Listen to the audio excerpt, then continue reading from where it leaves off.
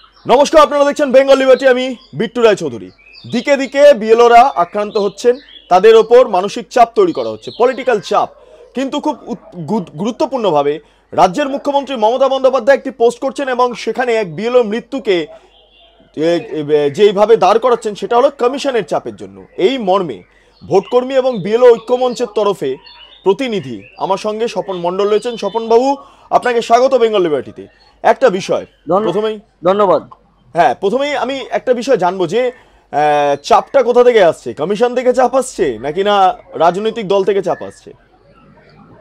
দেখুন, প্রাথমিক চাপটার কথা যদি বলেন আপনি, সেটা হচ্ছে যে রাজনৈতিক চাপ বিএলওদের উপর বা আমাদের উপরে এসছে।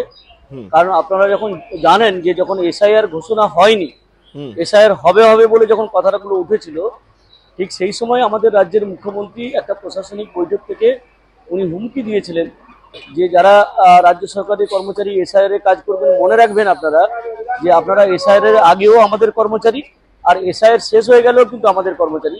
এটা প্রচ্ছন্ন হুমকি নয়, ডাইরেক্ট একটা রাজ্যের মুখ্যমন্ত্রী যদি এই কথা বলেন তাহলে কতটা চাপ তৈরি হতে পারে বিএলওদের উপর আপনি ভাবুন। তার মানে আকারে ইঙ্গিতে উনি এটা বলতে চাইছিলেন যে আপনারা যদি আমাদের মতো কাজ না করেন বা আমাদের কথা শুনে কাজ না করেন বা আমাদের ইচ্ছা মতো যদি কাজ না করেন তাহলে কি পরিণতি হবে সেটা পরে আমরা বলবো। এটা একটা হুমকি দিয়ে রাখলো আর কি। প্রথম ভয় বা হুমকি যেটা বলতে পারেন, চাপ এখান থেকেই তৈরি হয়েছে। নির্বাচন কমিশনের চাপ কিছুটা আছে, এটা ঘটনা। টাইমটা নিয়ে সবার একটা প্রশ্ন আছে যে এত অল্প সময়ের মধ্যে এত কাজ করা যায় কিনা, কিন্তু সেই কাজটাও করা যেতে পারে। মানসিক শান্তি যদি থাকে, মানসিক স্বস্তি যদি থাকে, তাহলে কিন্তু এই কাজটাও তুলে দেওয়া যায়। টেকনিক্যাল যদি এরর গুলো না থাকে বা টেকনিক্যাল ডিফেক্ট গুলো যদি না থাকে আর কি। কিন্তু সবচেয়ে বড় সমস্যায় বিএলওরা যেটা পড়েছেন, রাজ্যের মুখ্যমন্ত্রী, রাজনৈতিক নেতারা যারা, বিশেষ করে শাসক দলের, কেউ বলছেন যে বিএলওদের গাছে বেঁধে পেটাও, কেউ বলছেন যে বিএলওদের নজরে নজরে রাখো, চোখের আড়াল করবে না। তাহলে এইটার থেকে আরো বেশি চাপ তৈরি হয়েছে আমরা মনে করি। বিশেষ করে মহিলা বিও যারা আছেন, মহিলা, আপনি দেশ মারা গেছেন যে তার মধ্যে দুজন কিন্তু মহিলা বিএলও আছেন। স্বাভাবিকভাবে তাদের উপর চাপটা আরো বেশি, কারণ তাদের মনটা অনেক সফট। তা সেক্ষেত্রে যদি এত চাপ দেওয়া যায় যে আমাদের হয়ে কাজ করতে হবে, আমাদের মতো কাজ করতে হবে, আমাদের নির্দেশ মতো কাজ করতে হবে, সেটা কখনো সম্ভব নয় তো। আর এদিকে ইলেকশন কমিশন বলছেন যে আপনারা নিয়মের বাইরে কেউ যাবেন না, নিয়মের বাইরে গেলে শাস্তিমূলক ব্যবস্থা নেওয়া হতে পারে, চাকরির অসুবিধা হয়ে যেতে পারে। তাহলে তারা তো দুদিক থেকে চিড়ে চাপটা হয়ে যাচ্ছে, তাই না? মানে পিছিয়ে মারার মতো অবস্থা হচ্ছে। সারাশি চাপ বোঝা যাচ্ছে। কিন্তু একটা বিষয়, আপনি নিজে যখন কাজ করছেন, ফলে এক্ষেত্রে দাঁড়িয়ে আপনার ওপর কি কোনো রকম প্রেশার বা কাজ মানে এসছে, পলিটিক্যাল চাপ এসছে? প্রথম থেকেই পলিটিক্যাল চাপ শুধু আমার উপর নয়, সবার উপরই ছিল। এবং ম্যাপিং যখন হচ্ছিল তখন কিন্তু অনেকে এমনও ঘটনা ঘটেছে যে কোনো বিএলওকে বলেছে যে আপনাকে একটা গাড়ি উপহার দেবো আমরা, আমাদের এলাকাতে যাদেরকে ভোটার লিস্টে নাম রাখতে হবে তাদের নাম আপনি রেখে দেবেন। তাই গাড়ি উপহার দেবে? কারা দেবে? একদম তাই। এরকম আমি বলছি কি, যে একটা স্কুটার নিয়ে তিনি যাতায়াত করেন বিএলও, তাকে বলেছে আপনার এই স্কুটারটা আপনি ফেলে দিন, রেখে দিন বাড়িতে, আপনাকে একটা কার উপহার দেবো। কিন্তু আমাদের কথা মতো, আমাদের পরামর্শ মতো যাদের যাদের ভোটার লিস্টে নাম রাখার কথা বলবো তাদেরকে রেখে দেবেন। এটা আমি বলছি প্রত্যন্ত গ্রাম বাংলার চিত্র নয়, এটা কিন্তু কলকাতার চিত্র, কলকাতার একটা অংশ, সেখানে এই ঘটনা ঘটেছে। তাহলে আপনি বলুন না, কলকাতার কোন জায়গাতে একটু স্পেসিফিক ভাবে যদি বলেন। কলকাতাতে কসবা বিধানসভার মধ্যে এই ঘটনাটা ঘটেছে। আমি এক্স্যাক্টলি কোন পাড়াতে ঘটেছে সেটা আমি বলবো না, কিন্তু কলকাতার মধ্যেই এটা ঘটনা ঘটেছে। আমি নাম এক্স্যাক্টলি বলছি না। আচ্ছা, সমস্যাটা এই জায়গায়। তাহলে বুঝতে পারছেন যে এই কলকাতার উপরে দাঁড়িয়ে, যেখানে রাজধানী সবার ফোকাসের মধ্যে থাকে, সেখানে এই ধরনের যদি হুমকি আসতে পারে, তাহলে একেবারে সেই উত্তরবঙ্গ থেকে শুরু করে একেবারে আমাদের দক্ষিণ চব্বিশ পরগনা যে সুন্দরবন এলাকা, প্রত্যন্ত এলাকা, যেখানে অনুপ্রবেশের সমস্যা আছে, যেখানে বহিরাগতদের ঘাঁটি কেড়ে বসে থাকার সম্ভাবনা আছে, যেখানে অবৈধ লোকেদের বসবাসের একটা সম্ভাবনা আছে, তাহলে সেখানে কি ধরনের হুমকি আসতে পারে আপনি কল্পনা করতে পারেন? নিশ্চয়ই কল্পনা। সবাই বিষয় জানবো যে এই যে গাড়ি দেবে বলেছে, এটা কারা দেবে বলেছে? মানে তৃণমূল কংগ্রেস না সিপিএম না বিজেপি, কারা? না না, এটা একবারে পরিষ্কার করে বলা যায় শাসক দলের লোকেরাই দেবে বলেছে। মানে কমিশনে জানিয়েছে আমাদের রাজ্যে। হ্যাঁ, কমিশনে আমরা মৌখিকভাবে জানিয়েছি, লিখিতভাবে আমরা জানাইনি। এই কারণে এটা তো ভার্বাল কথা ছিল, তাই না? আমরা বলেছি যে হুমকি দিচ্ছে, লোভ দেখানোর চেষ্টা করছে, প্রলোভিত করার চেষ্টা করছে, এই কথাগুলো আমরা বলেছি। বাবা, এ তো ভয়ঙ্কর তথ্য তুলে ধরছেন। এসআইআর এর ভয় কাজ করে। কিরকম এগোচ্ছে, আপনার কেমন এগোচ্ছে? না, বিষয়টা দেখুন, আমি বারবার করে বলছি, এসআইআর এর কাজ করা কিন্তু খুব একটা কঠিন কাজ নয়। হুম যাদেরকে দায়িত্ব দেওয়া হয়েছে তারা এই ধরনের কাজ করতে অভ্যস্ত, ইলেকশনের কাজ থেকে আরম্ভ করে।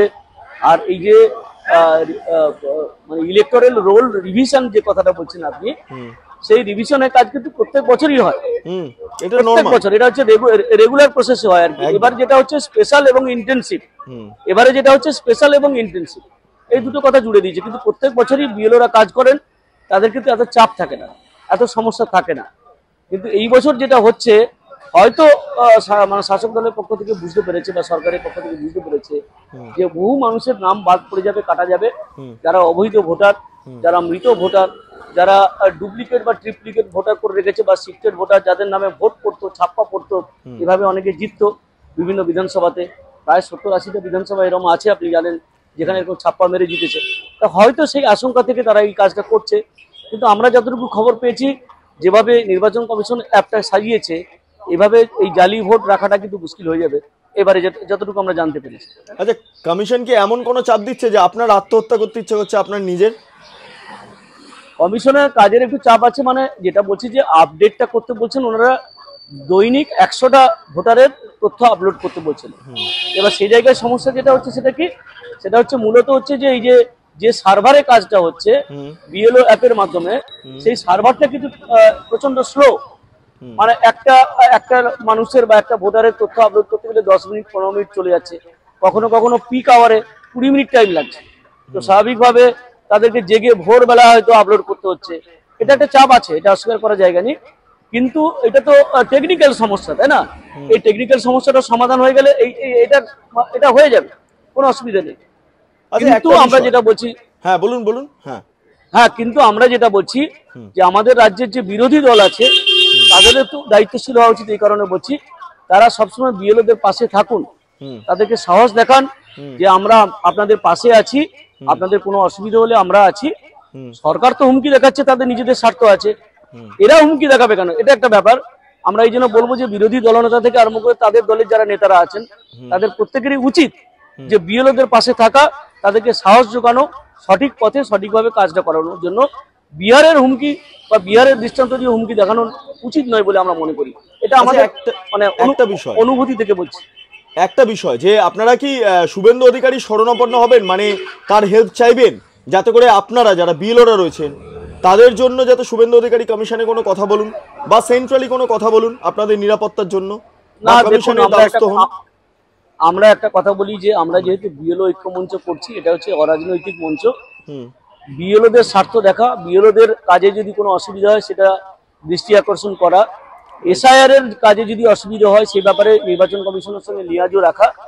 আমরা কিন্তু কোনো রাজনৈতিক দলে দ্বারস্থ হচ্ছে না। এটা শুধু শুভেন্দু অধিকারী বলে ব্যাপার নয়, সে বাম বলুন, কংগ্রেস বলুন, তৃণমূল বলুন বা বিজেপি, কারোরই দ্বারস্থ আমরা হচ্ছি না। আমরা নিজেরাই সাফিসিয়েন্ট। আমাদের যে সমস্যাটা হচ্ছে সেই সমস্যা তুলে ধরার ক্ষেত্রে আমরাই যথেষ্ট। আমরা এর আগের দিন নির্বাচন কমিশনে গিয়েছিলাম যে এডিট অপশন দিতে হবে। কোনো জায়গায় রাজনৈতিক দলের বিএলএরা, বিশেষ করে শাসক দলের বিএলএরা, তারা চাপ দিয়ে ভুল তথ্য আপলোড করতে বাধ্য করেছে। আর যারা বিএলও তারা কিন্তু এডিট করতে পারছেন না, ভুল করে ফেলেছে কিন্তু এডিট করতে পারছেন না। কোনো ক্ষেত্রে অনিচ্ছাকৃত ভুল হয়ে গেছে, সেটা এডিট করতে পারছে না। আমরা দেখলাম গতকাল নির্বাচন কমিশন সেই এডিট অপশনটা দিয়ে দিয়েছে। তার ফলে আমরা কথা বলছি, সলিউশন হচ্ছে, আমরাই কিন্তু সাফিসিয়েন্ট। কোনো রাজনৈতিক দলের শরণাপন্ন দিকে আমরা হব। আচ্ছা, একটা বিষয় যে এই এসআইআর এর কাজ তো ইতিমধ্যে চলছে, সেক্ষেত্রে দাঁড়িয়ে আপনি বিভিন্ন জায়গাতেই যাচ্ছেন, কিন্তু খুব ইম্পর্টেন্ট আপনাদের তরফে একটা প্রেস বিজ্ঞপ্তি জারি করা হয়েছিল যেখানে বলা হচ্ছিল মমতা বন্দ্যোপাধ্যায়ের বাড়িতে যে আবেদনপত্র তা পৌঁছে গিয়েছে। আচ্ছা, সেটা কি ফিল আপ হয়েছে সেটা জানেন? সেই তথ্যটা আমরা এখনো সংগ্রহ করতে পারিনি। যখনই আমরা এটা জানতে পারবো বা আমরা আমাদের কাছে তথ্য এসে পৌঁছবে যে মমতা বন্দ্যোপাধ্যায় এবং তার পরিবারের যারা সদস্য আর কি, তারা এই এনুমারেশন ফর্ম জমা দিয়েছে, নিশ্চয়ই সবার সামনে আমরা প্রেস মিট করে জানিয়ে দেবো। মানে তিনি তো বলছেন যে তার বাড়িতে পদ্ধতিগতভাবে পৌঁছে গিয়েছে, কিন্তু যতক্ষণ না রাজ্যের মানুষ ফর্ম ফিল আপ করবেন ততক্ষণ পর্যন্ত আমি করব না, এটা উনি টুইট করেছেন, এক্স হ্যান্ডেলে পোস্ট করেছেন। হ্যাঁ, ওটা তো উনি একটা ভনিতা। উনি 200 কোটি টাকা ইতিমধ্যে নির্বাচন কমিশনকে দিয়েছেন যাতে এসআইআরটা সফল হয়। হুম উনি রাজ্য সরকারের 90,000 কর্মীকে দিয়েছেন যাতে এসআইআরটা সফল হয়। হুম উনি অলরেডি 50,000 বিএলএ মানে রাজনৈতিক দলের প্রতিনিধি যিনি বা তৃণমূল দলের প্রতিনিধি দিয়ে সাপ্লাই করেছেন যাতে এসআইআরটা সফল হয়। আর উনি বলছেন আমি ফর্ম জমা দেবো না। এইসব নাটকবাজি দেখে দেখে না রাজ্যের মানুষ অভ্যস্ত হয়ে গেছে। ওনার কথা সেই এই অর্থে আমরা কোনো গুরুত্ব দিই না, এবং হয়তো দেখবেন গোপনে হয়তো দিয়ে দিয়েছি। আমরা যখনই তথ্যটা পাবো নিশ্চয়ই আপনাদের কাছে বলবো, সবার কাছেই বলবো। হ্যাঁ, আমি শেষ প্রশ্নে যাব যে আর মোটামুটি কিরম মনে হচ্ছে আবহাওয়া কেমন, মানে এসআইআর যে করছেন আপনারা, মানে এসআইআর করছেন মানে আপনারা যে ফর্ম বিলি করছেন জমা নেবেন, আবহাওয়া কেমন বুঝছেন, হাওয়া কেমন আছে? হাওয়া ঠিকই আছে, ঠিক দিকেই প্রভাবিত হচ্ছে, কিন্তু হুম বিষয়টা হচ্ছে যে ওই সার্ভার প্রবলেমটা মিটে গেলে এসআইআরটা কমপ্লিট হয়ে যাবে আমাদের রাজ্যে নির্দিষ্ট সময়ের মধ্যে। আর আমরা বলেছি যে যদি নির্দিষ্ট সময়ের মধ্যে কমপ্লিট না হয় আর 7 দিন টাইম দিতে বলেছি, সেটা হয়তো নির্বাচন কমিশন কনসিডার করবে। হুম কিন্তু এসআইআরটা হচ্ছে, এবং এসআইআরটা হলে মিনিমাম 90 থেকে 1 কোটি লোক, 90 লাখ থেকে 1 কোটি লোক মানে তাদের নাম ভোটার লিস্ট থেকে বাদ যাবে বলে আমরা আশঙ্কা করছি। কারণ আপনারা জানেন যে ইতিমধ্যে ফর্ম বিলি করার সময় আমরা দেখতে পেয়েছি, মানে আমরা রিপোর্ট পেয়েছি যে প্রায় 56 লক্ষ লোককে খুঁজে পাওয়া যায়নি, তারা হচ্ছে আনট্রেসেবল। তাহলে এখানে 56 লক্ষ লোক, ধরুন আমি আরো কিছুদিন সুযোগ আছে ফর্ম পাওয়ার বা ফর্ম নেওয়ার, আরো ধরুন আমি 10-15 লক্ষ লোক ফর্ম নিল, তাহলে সেখানেই তো 40 লাখ লোক বাদ চলে যাবে যাদেরকে টেস্ট করতে পাওয়া যাচ্ছে না, তাই না? 56 লক্ষ মানুষকে খুঁজে পাওয়া যাচ্ছে না? না, তাদেরকে ফর্ম দেওয়া যায়নি, তো তাদেরকে ফর্ম দেওয়া যায়নি, এবং সে সর্বনাশ, মানে এটাই ঘটনা, এটাই বাস্তব, এটা অনেকে এখন জানতে পারেনি। আর তার সাথে সাথে মৃত ভোটার 35 থেকে 40 লক্ষ আছে, তাই না? হ্যাঁ, ডুপ্লিকেট ট্রিপ্লিকেট ভোটার কার্ড করে বসে আছে, এরকম বহু লোক আছে, আপনি নিশ্চয়ই দেখেছেন। রাজনৈতিক নেতারাও তাদের ডুপ্লিকেট করে ভোটার কার্ড আছে, তাই না? সেগুলো তো সবই বাদ যাবে এবারে। সেই জন্য আমরা মোটামুটি একটা হিসেব করে দেখেছি 90 লক্ষ থেকে 1 কোটি ভোটার বাদ যাবেই এবারে। বাবা, এ তো মানে যারা বিএলও তারাই এটা ভালো বলতে পারবেন। এ তো আপনি দারুণ তথ্য দিলেন। এত পরিমাণ মানুষকে খুঁজে পাওয়া যাচ্ছে না, এটা তো ব্রেকিং খবর। হ্যাঁ, খুঁজে পাওয়া যাচ্ছে না মানে কি, কোনো সেই ঠিকানায় তাদেরকে পাওয়া যাচ্ছে না, তার মানে কি তাদেরকে ফর্মটা ডিস্ট্রিবিউট করা যাচ্ছে না। আপাতত অ্যাপসে ডিস্ট্রিবিউশন বলে দেখানো আছে, কিন্তু 25 তারিখের পরে এদের ব্যাপারে সিদ্ধান্ত হবে বলে নির্বাচন কমিশনও আমাদের জানিয়েছে, যে 25 তারিখের পরে এদের ব্যাপারে কি করা হবে সেই সিদ্ধান্তটা নেওয়া হবে। আপনি এবং এই ধরনের তথ্য দিলেন, ব্রেকিং আরেকটা, হ্যাঁ হ্যাঁ, নির্বাচন কমিশন আরেকটা নির্দেশ দিয়েছে যে এই ধরনের লোকেদের যাদের খুঁজে পাওয়া যাচ্ছে না, তারা যদি সরাসরি নির্বাচন কমিশনে যোগাযোগ করে, সেজন্য একটা হোয়াটসঅ্যাপ নাম্বার চালু করেছে, একটা ইমেল আইডি দিয়েছে, যে সরাসরি এই ধরনের লোকেরা কিন্তু নির্বাচন কমিশনে যোগাযোগ করতে পারে, তাদেরকে এসআইআর ফর্ম দিয়ে দেওয়া হবে যদি যোগাযোগ করে আর কি। তাতেও বেশি খুব একটা ইমপ্রুভমেন্ট হবে বলে আমাদের মনে হয়। Thank you very much Swapan babu, আপনি যা তথ্য দিলেন এটা মানুষের জন্য অনেক উপকারে আসবে, আই থিঙ্ক অনেক উপকারে আসবে। যাই হোক, দর্শকরা যারা দেখছিলেন তারা বুঝেই গেছেন যে এত ভোটারের ট্রেস পাওয়া যাচ্ছে না, খুঁজে পাওয়া যাচ্ছে না, কি অদ্ভুত। তার পাশাপাশি মৃত ভোটার এই মুহূর্তে 35 থেকে 40 লক্ষ ছাপিয়ে গিয়েছে, আর পাশাপাশি ডাবল এন্ট্রি, ট্রিপল এন্ট্রি এবং বাংলাদেশে অনুপ্রবেশকারী ইত্যাদি ইত্যাদি তো আছে। ফলে সবটা মিলিয়ে বিএলও যিনি রয়েছেন, যিনি ভোটকর্মী এবং বিএলও ঐক্যমঞ্চের অন্যতম নেতা, তিনি পর্যন্ত জানাচ্ছেন যে 1 কোটি নাম বাদ যেতে পারে, যেটা কয়েকদিন আগে বিরোধী দল নেতা শুভেন্দু অধিকারীও কমিশনে গিয়ে বলেছিলেন। যাই হোক, আপনারা এতক্ষণ ধরে দেখছিলেন বেঙ্গল লিবার্টি। চ্যানেলটি ভালো লাগলে লাইক করুন, সাবস্ক্রাইব করুন, শেয়ার করুন, বেল আইকন ক্লিক করুন, www.bengalliberty.com, সেখানে ক্লিক করুন। সমস্ত খবর আপনাদের জন্য সাজানো রয়েছে। স্বাধীন, কাঁচিন এবং গেরিলা সাংবাদিকতার পাশে দাঁড়ান। অসংখ্য ধন্যবাদ। ধন্যবাদ।